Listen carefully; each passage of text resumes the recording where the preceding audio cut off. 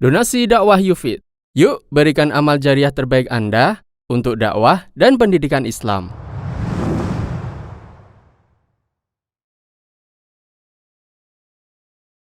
Bertemu Nabi Shallallahu Alaihi Wasallam di alam sadar. Bisakah orang bertemu Nabi Shallallahu Alaihi Wasallam dalam kondisi sadar? Bagi sebagian orang, cerita mimpi bisa menaikkan derajat atau menjatuhkan derajat.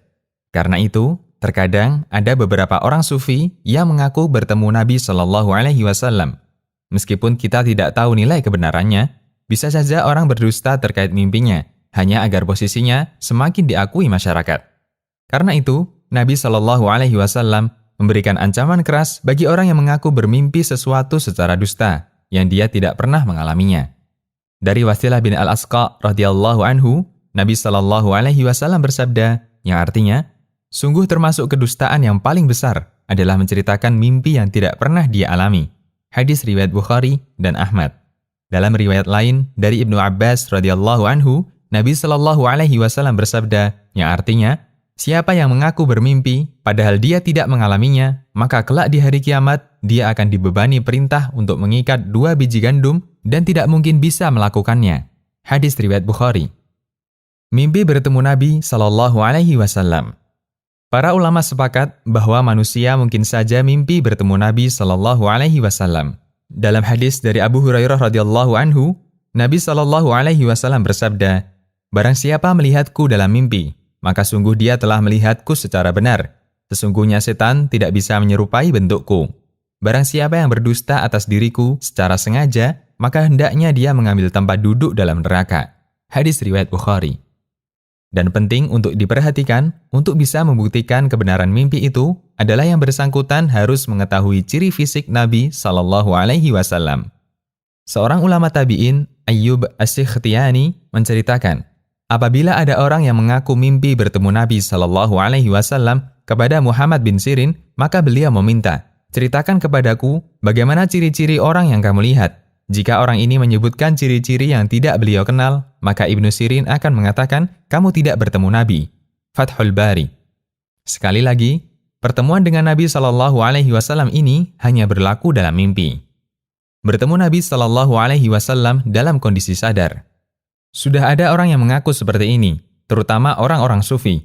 Dan ini sudah diingkari oleh beberapa ulama, di antaranya Al-Hafidh Ibnu Hajar dan As-Sakhawi. Al-Hafidh menyebutkan dalam Fathul Bari bahwa Ibnu Abi Hamzah pernah menyebutkan dari beberapa orang sufi bahwa mereka melihat Nabi Shallallahu Alaihi Wasallam dalam mimpi. Kemudian setelah itu, mereka melihat Nabi Shallallahu Alaihi Wasallam dalam kondisi sadar atau di luar mimpi. Kemudian dikomentari oleh Al-Hafidh Ibnu Hajar, ini pemahaman sangat bermasalah. Jika hadis itu dipahami sebagaimana zahirnya, bahwa orang bisa bertemu Nabi Shallallahu Alaihi Wasallam di luar mimpi, tentu mereka semua menjadi sahabat Nabi Shallallahu Alaihi Wasallam. Sehingga mungkin saja masa sahabat itu terus berlangsung sampai hari kiamat. Dan ini terbantahkan dengan adanya banyak orang yang bermimpi bertemu beliau, namun tidak ada satupun di antara mereka bahwa dirinya melihat Nabi Shallallahu Alaihi Wasallam di alam sadar. Fathul Bari. Subhanallah, seperti itulah komentar orang yang berilmu. Sederhana, namun mengena. Jika ada yang mengklaim bahwa dia bertemu Rasulullah Shallallahu Alaihi Wasallam sebelum tidur atau ketika di mobil, berarti dia adalah sahabat. Karena definisi sahabat adalah orang yang bertemu Nabi Shallallahu Alaihi Wasallam dalam kondisi beriman kepada beliau dan mati sebagai Muslim. Selanjutnya, kita akan melihat keterangan As-Sakhawi. Dinukil oleh Al-Qastalani, pernyataan As-Sakhawi dalam buku beliau terkait perkara laduni. Belum pernah sampai kepada kami pengakuan seperti itu dari para sahabat atau para ulama generasi setelahnya. Fatimah mengalami kesedihan luar biasa dengan wafatnya Nabi Shallallahu Alaihi Wasallam. Sampai Fatimah meninggal disebabkan kamdan atau menahan kesedihan. Setelah berlalu waktu 6 bulan pasca wafatnya Nabi Shallallahu Alaihi Wasallam.